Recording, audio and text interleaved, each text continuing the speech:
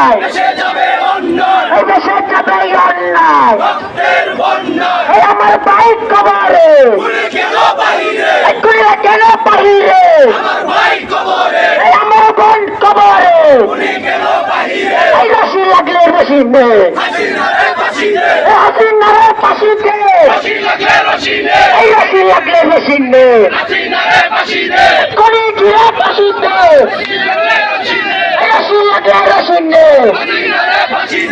1, 2, 3, 4